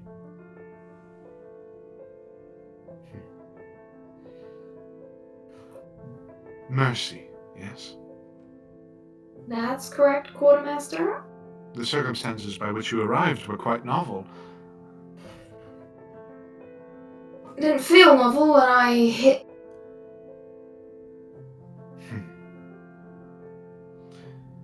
Vahazet interjects at this point. I do so desire to alert you to the situation, as all here do as well. I have reason to suspect, perhaps, that the Final Rites has been infiltrated, and perhaps that the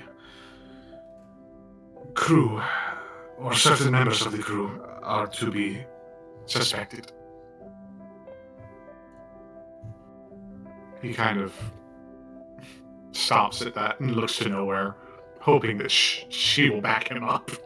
Like, you've not had many points in time where Bahazet has truly sort of sought your counsel, but in this, he's like, please, for the love of God, help.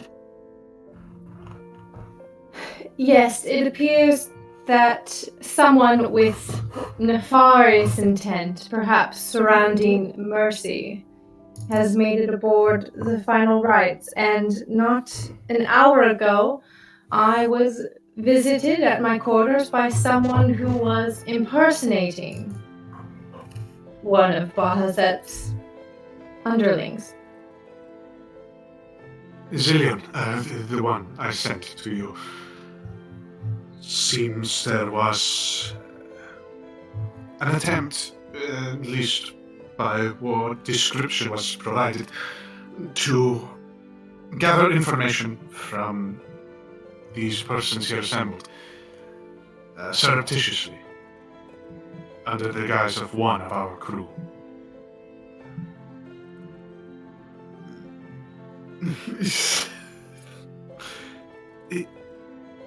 He kind of puts a hand to the back of his head, realizes he's still got the feathers going on, and immediately sheds them as quickly as possible, his eyes adjusting back to their normal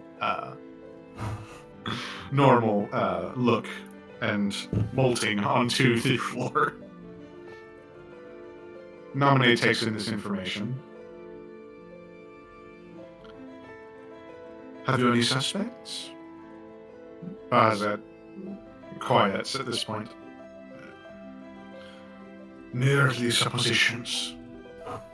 Nothing concrete, unfortunately. There was an earlier incident concerning two of the crew under Zillian's auspices. Unfortunately, Zillian could not recall their names when first I spoke with him about the matter. They were escorting a cleric of Asmodeus when they inconvenienced one of the high rollers. And it is also important to note that this high roller... Wait. This is the same person who Seafoam wanted to be notified of. Now I'm losing track of how many people there are. This was not the same Then person. I won't mention it. But given context, Jovi and Mercy, you know this to be Shez at this point. Okay. The conversation continues. The situation is generally sort of laid out. Bahazet believes there to be some sort of spellcaster, or, well, we should say,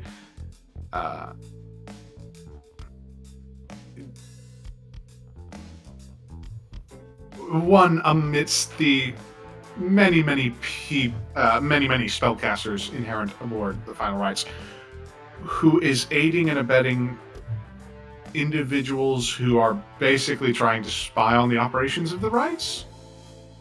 This is not good, especially because you don't exactly know what the hell's happening, which sucks.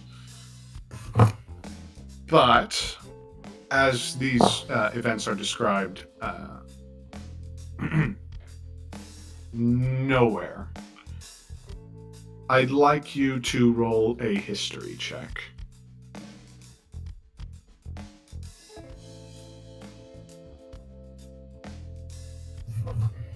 $22.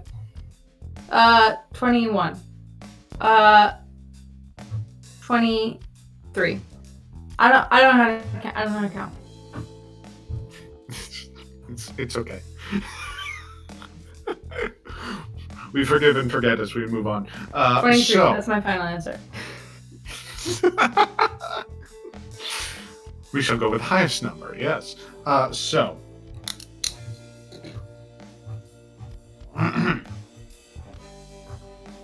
In her capacity as quartermaster, Nominee can solicit information concerning any and all persons aboard the Final Rites for whatever business and whatnot by meeting with you and going through the ledger. At this point, Nominee requests a full list of every single spellcaster capable of either illusory or polymorphic magic within the past 10 years. This you are able to sort of display rather plainly with the history check. A good portion of them are changelings, given that, their very essence is something that they can control at will. Additionally, there are a few wizards who have learned secrets to polymorphism and other forms. You have a couple of artificers who have created devices like hats that can disguise the appearance of one person. Although most of the wizards and artificers don't seem to be aligned with any deity or group that might prevent their entry on board the Rites for whatever, thing. But as you look, scattered amidst these persons, are a few differing names of a singularly unique nature. And indeed, as you expand scope to encompass 20 years, the amount of time that Zillion's been on board, there's an interesting pattern that emerges.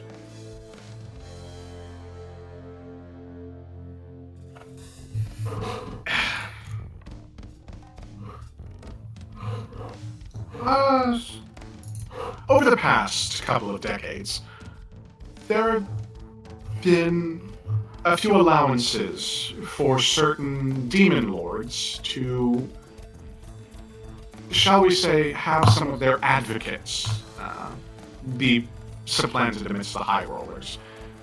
Demon and devil representatives who basically come aboard the Rites to ensure a neutral meeting place for potential pactees to,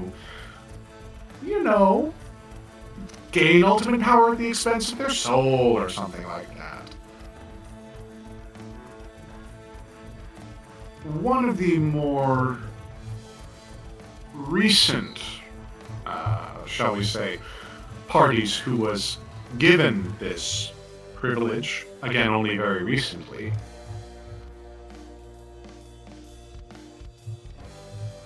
is Malar, the Beast Lord.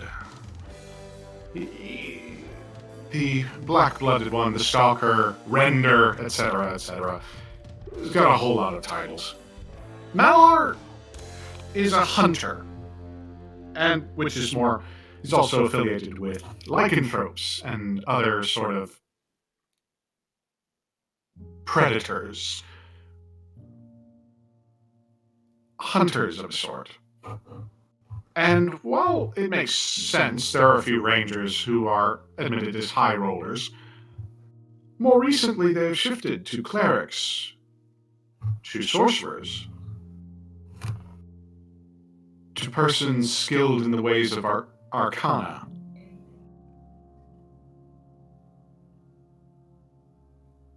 Only by taking this far look out would you be able to learn this information.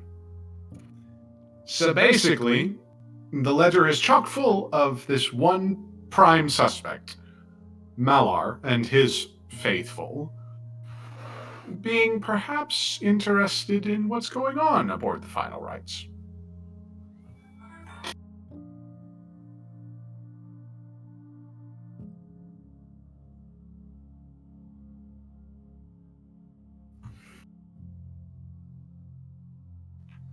One more time. I can't hear you, Heavenly. You might be in. Whoops. There you go. I share this information out loud with everyone. That perhaps we have a solid lead. And then, perhaps surprisingly to Mercy and Jovi, I defer a plan of action to nominate. Bahazet, at this point, kind of steps in. We must need concrete proof concerning this. If we are to act, the ejection of a high roller is frustrating and frustratingly thorough.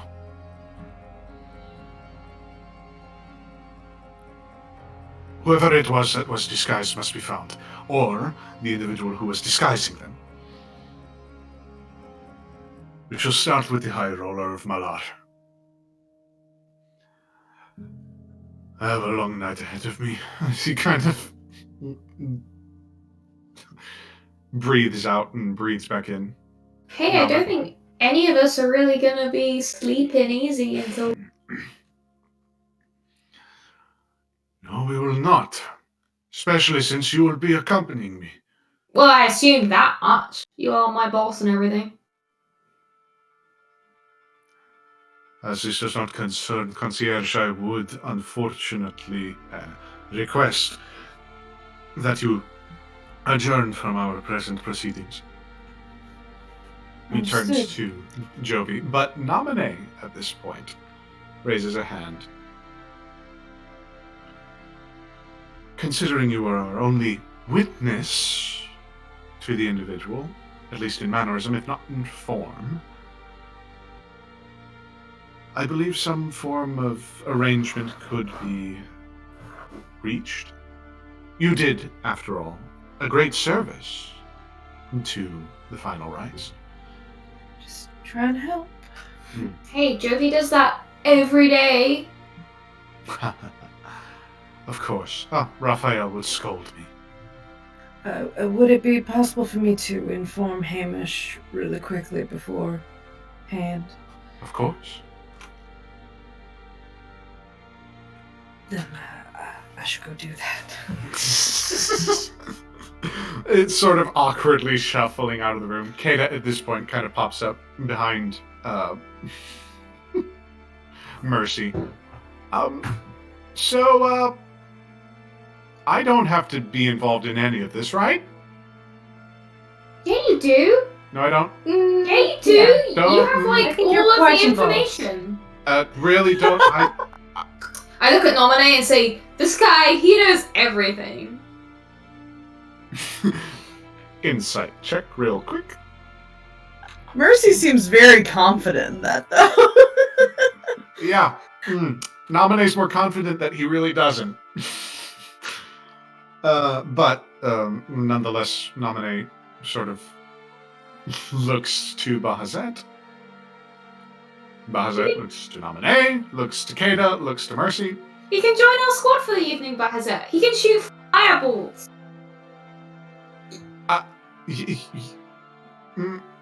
I don't think that would be advised, considering that apparently arcane, offensive arcane magics might be restricted aboard the rites. He reasonably Well, assumes. then you Bahazet can- nods. You can flop around the bad guy until I don't. Don't know about that. Bahazet, at any rate, raises a clawed hand and clenches into a fist. Regardless, we go now. He can accompany so long as he desires. Kata looks to you, Mercy, kind of like, really don't want to go. I really don't want to go. Okay, Kate, let's put it this way. Where else will you go? And also, if we are concerned that there might be something afoot going on, don't you think it's very likely that someone might come after you and try and do to get to me?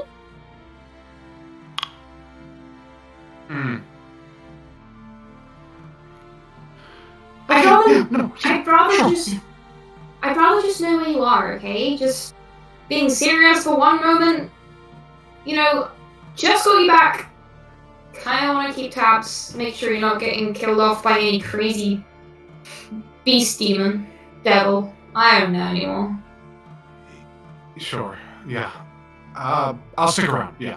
Kata just immediately disregards all of the sort of doubting thoughts in his head and tags along as Bahazet adjourns from the room. I know where. Nowhere, you are left with Nominee. Well, I'm sorry to have had to bring this to your attention, but as you can see, this is a very serious matter. Yes, indeed. And I must say, the Rakshasa would never have gotten that. She kind of smiles to herself and looks to you. I beg your pardon? The one you replaced?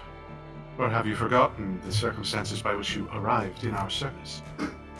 No, I remember. I'm just stunned at the compliment. Thank you. Why? Your service has been exemplary.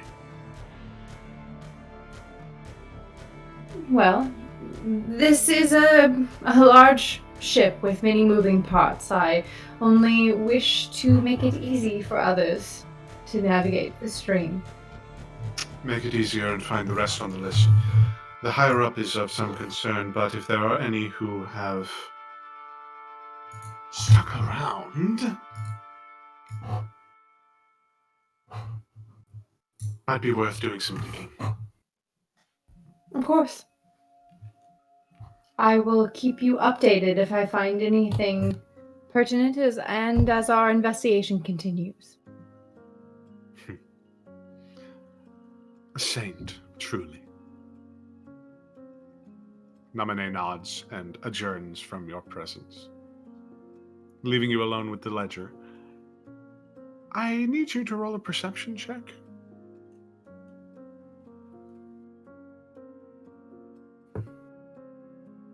Dirty 20. A small flash of light emanates from your ledger, unbidden.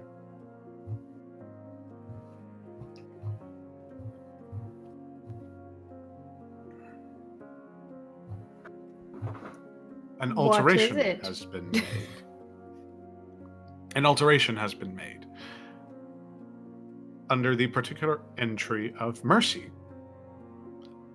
Listed under business, it is now fully described.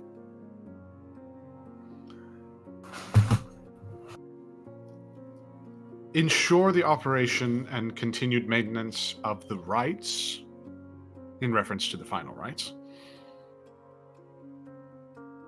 until such time as deemed worthy.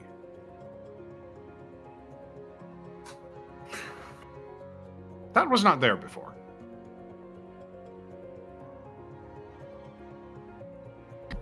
Who would have the ability to modify the ledger without having it in front of them?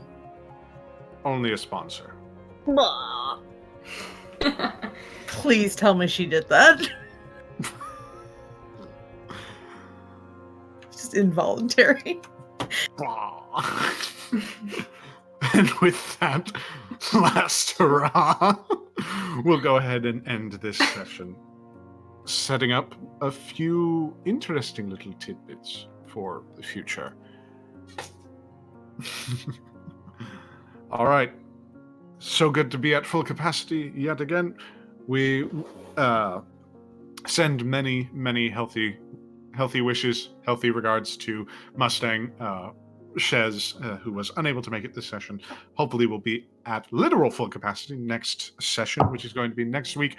But for now, thank you so much, everybody, for joining us. This was a blast, as always.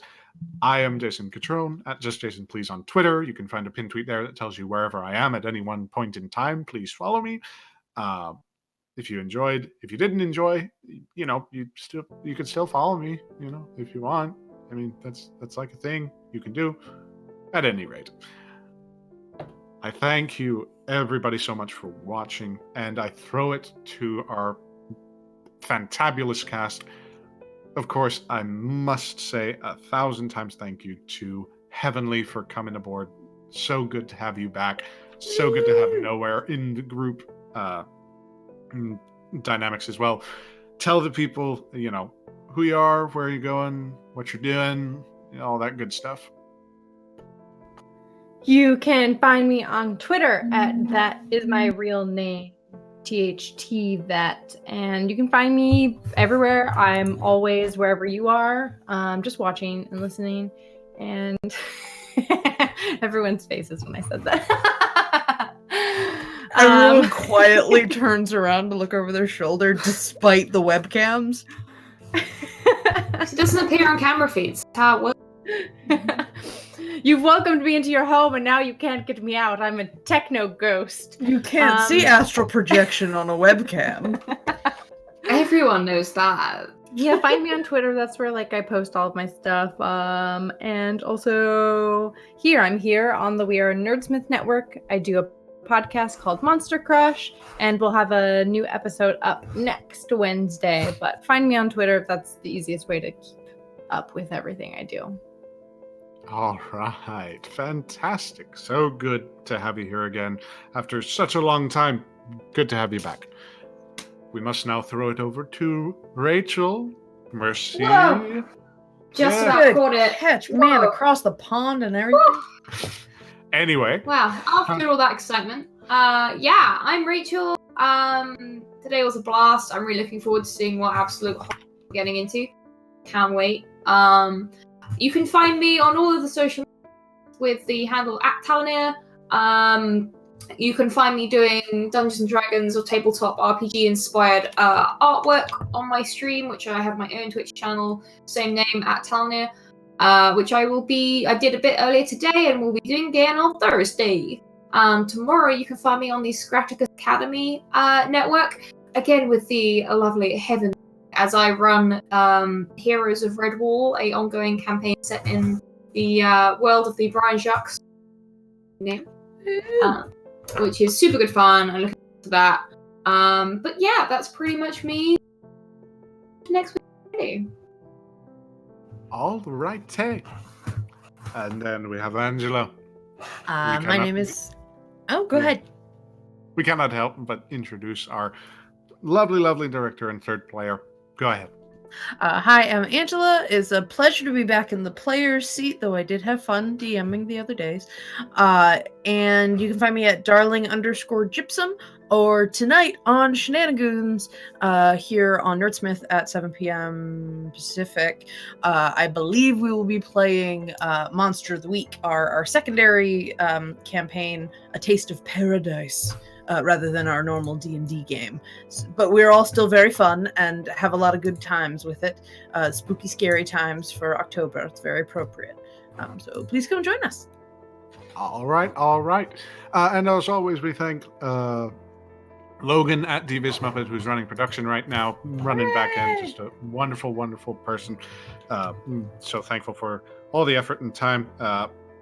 But we also thank our sponsors. Yes, indeed, our sponsors. WorldAnvil.com and DieHardDice.com. If you're looking for an award-winning world-building service or just some pristine polyhedrals of eminently wonderful design, you can either go to WorldAnvil.com, try it for free, $3 a month to access just a wealth of wonderful features, or to DieHardDice.com for, again, some of the greatest polyhedrals you can get your hands on. And if you'd like to figure out how to support us, Nerdsmith, hey, we got a Patreon now. So, hey, go on over to nerdsmith.org/support, which will redirect you to the Patreon page, or just look it up on Patreon. Look up Nerdsmith. Which will be Nerdsmith. Yep, that's it.